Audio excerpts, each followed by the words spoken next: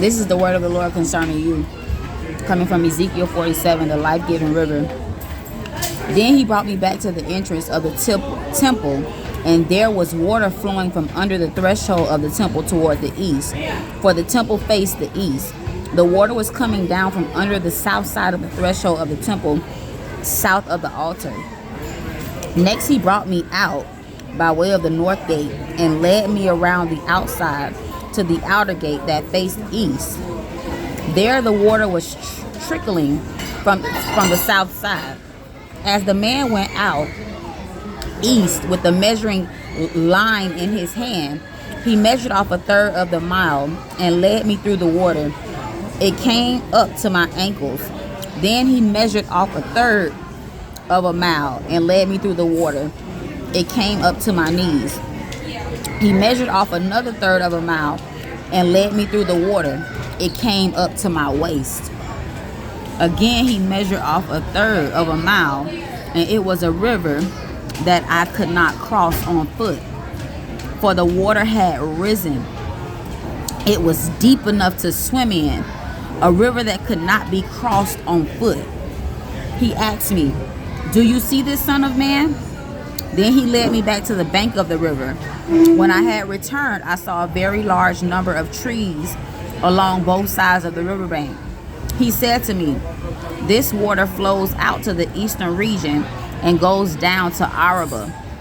When it enters the sea of foul water, the water of the sea becomes fresh. Every kind of living creature that swarms will live wherever the river flows, and there will be a huge number of fish because this water goes there. Since the water will become fresh, there will be life everywhere the river goes. Fishermen will stand beside it from in Gedi and in Eglam." Verse, these will become places where nets are spread out to dry. Their fish will consist of many different kinds, like the fish of the Mediterranean Sea.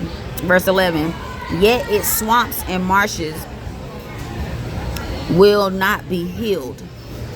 They will be left for salt. All kinds of trees providing food will grow along both banks of the river. These leaves will not wither, and their fruit will not fail. Each month they will bear fresh fruit because the water comes from the sanctuary. Their fruit will be used for eating and their leaves for healing. This scripture is talking about being connected to the vine, and we know that when we're connected to the vine that we bear much fruit for God's glory. Okay, the fruit is what we eat thereof, right? In and out of season. Okay, and the leaves, right? We are the branches, so the leaves that hang from our branches will be for healing.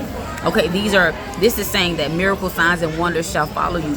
This is saying that many will be walking and flowing in the gift of healing, in their gifts. I want to just say in their gifts, right? All of them, because we don't just have one, right? There are many gifts, and they're distributed accordingly depending on how God does it, right? But this is what this scripture is talking about, and I prophesied that the latter rain, send your latter rain,